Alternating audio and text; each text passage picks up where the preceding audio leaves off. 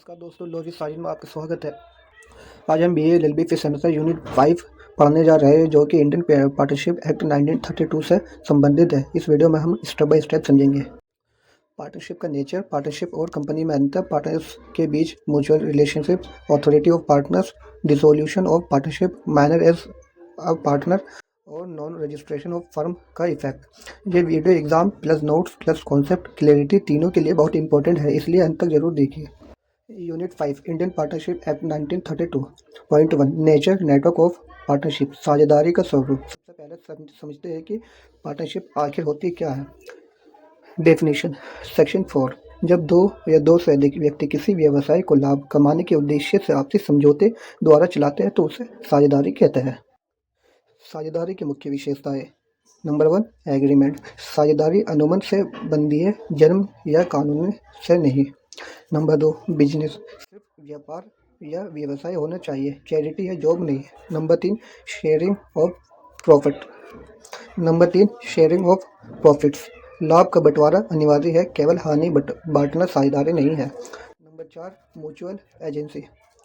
सबसे महत्वपूर्ण तत्व, हर साझेदार दूसरे साझेदारों का एजेंट भी होता है और प्रिंसिपल भी।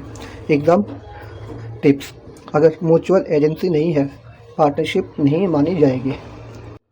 Point 2 difference between partnership and a company. ये सवाल 5, 10 और 15 मार्क्स में बहुत कॉमन है, तो आधार, पार्टनरशिप और कंपनी में डिफरेंसेस देखते हैं। आधार अधिनियम, पार्टनरशिप एक्ट 1932, कंपनीज एक्ट 2013।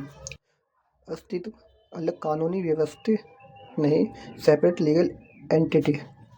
उत्तरदायित्व, अनलिमिटेड, लिमिटेड। आधार, पंजीकरण पार्टनरशिप ऑप्शनल, कंपनी कंपल्सरी। आधार, प्रबंधन पार्टनरशिप सभी साझेदार, कंपनी डायरेक्टर्स। स्थायित्व, अस्थिर, स्थायी। कंपनी का अस्तित्व उसके सदस्यों से अलग होता है, जबकि साझेदारी में ऐसा नहीं है। Point 3 mutual relationship between partners. साझेदारों के बीच आपसी संबंध।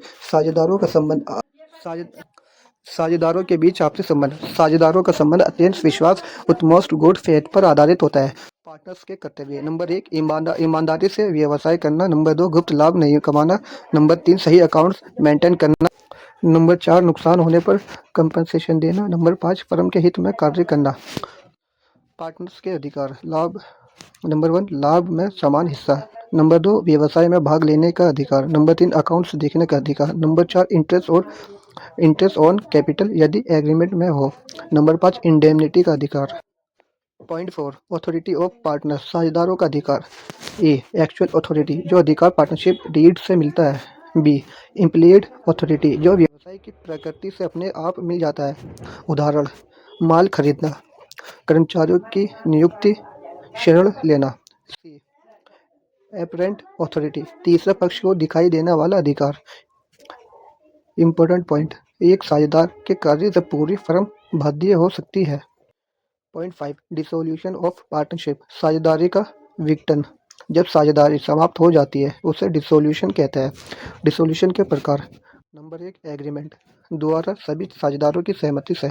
Number 2 compulsory dissolution, insolvency, illegal business. Number 3 dissolution by notice, partnership at will में। Number 4 dissolution by court, mental illness, continuous loss, misconduct, breach of agreement.